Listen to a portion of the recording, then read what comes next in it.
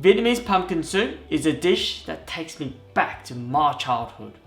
When Japanese pumpkin is in season, you'll find it on the dining table most weeknights in Vietnamese households. Once you learn how to make Vietnamese pumpkin soup, you'll think twice on making the pumpkin soup we all know so well. Let's get started.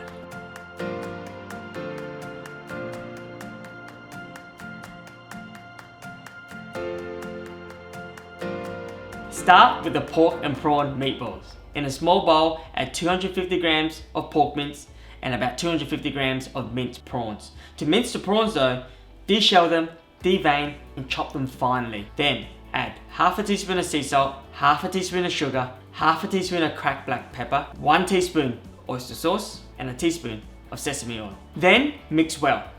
And this is my hot tip to get perfect pork and prawn meatballs that don't fall apart. When we mix, what happens is essentially the proteins are released and you're working the proteins, allowing the texture of the meatballs to change. As a result, it will naturally bind. No eggs, no breadcrumbs, no worries. In terms of texture, you create meatballs that are springy and to die for. Finally, fold through 2 tablespoons of spring onions, mix it in, set it aside, allow it to marinate for 10 minutes. In a large pot, add 2 liters of chicken stock, 1 clove of crushed garlic, 10 grams of dried shrimp and bring it to the boil while we cut up our pumpkin. Unlike soups in Western culture, Vietnamese soups are never blitzed, pulsed or pureed. Vegetables are served as chunks or pieces to retain their texture.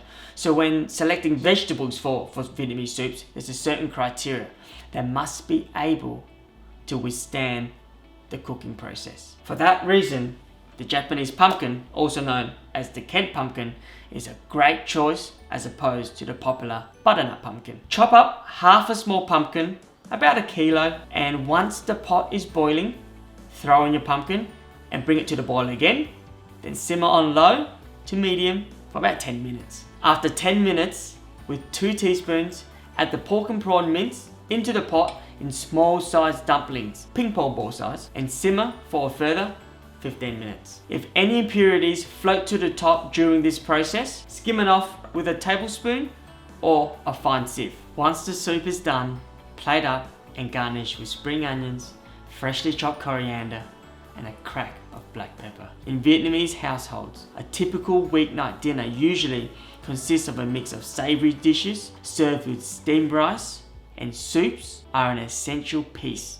of the weeknight dinner puzzle. Vietnamese pumpkin soup is not dipped with bread. The broth is poured over rice and a few pieces of pumpkin and meatballs are added to your bowl. This looks amazing. Let's give it a hurly-whirly.